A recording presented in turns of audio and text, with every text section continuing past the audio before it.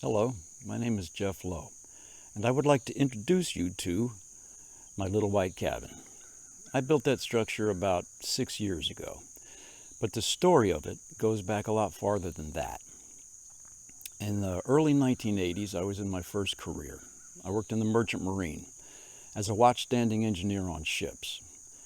And I remember I was on one ship where there was this other engineer. He was an old timer, and he loved nothing more than to go into the machine shop and build these little toys. They were steam engine replicas, and he milled them from scratch, the cylinders and pistons, the flywheels, the whole 9 yards. And they were really beautiful little things, and you'd hook them up to compressed air and they just chatter along. I think he built them for his grandkids. Thing was that it's basically the only thing he liked to do on the ship. And so I remarked to my oiler, my watchstanding partner, I said, that guy builds really beautiful little things, but it's like he's only interested in that. He doesn't want to do his job. And my oiler, who was an old wise seaman, gives me this squint and he says, "What are you building in life, boiler man? What are you building in life?" A very simple question that haunted me for years and years and years. I felt like I ought to be able to answer that question, and I couldn't. And so fast forward to 2013.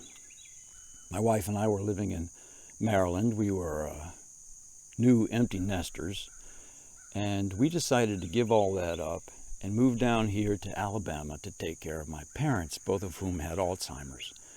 And if you've taken care of a family member with Alzheimer's, you know that that can be a very difficult transition for everybody involved.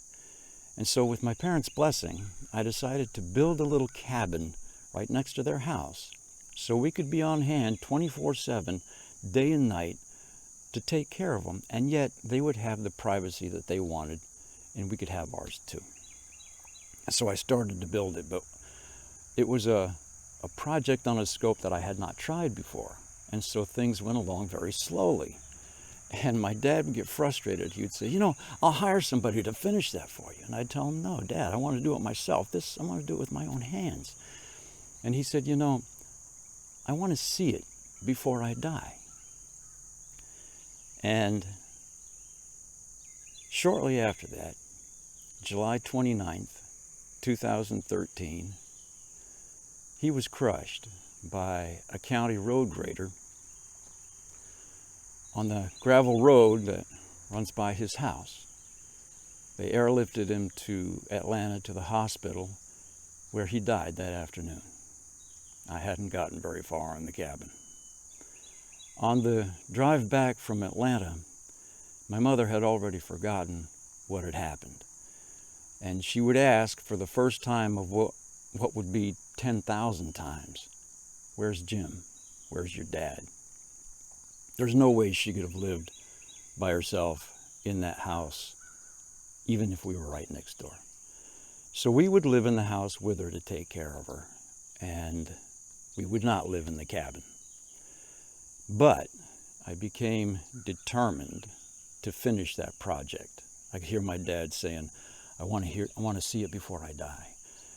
And I would remember that question that oiler asked me, "What are you building in life?" And I figured out that I could finally answer that question. A little white cabin. And all the stories, songs, and marvels, the things that I was passionate about forever, that I could coax out of it. Well, last year, we came out with our first offering, which was a novel called The Book of Cain. Today, I am happy to announce that I'm coming out with our second offering, our second work of fiction, a book called The Relic, a sea story. And I'm here to ask you for your support in 3 ways. 1, buy a book.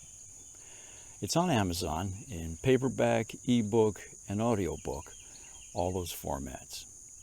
2, if you like it, and if you like the things that come out of the Little White Cabin, drop a nice review on the Amazon page or come over to our Little White Cabin Facebook page and do the same. And 3, help us spread the word. Share this post, tell your family and friends, anything like that. I appreciate it. Thank you very much.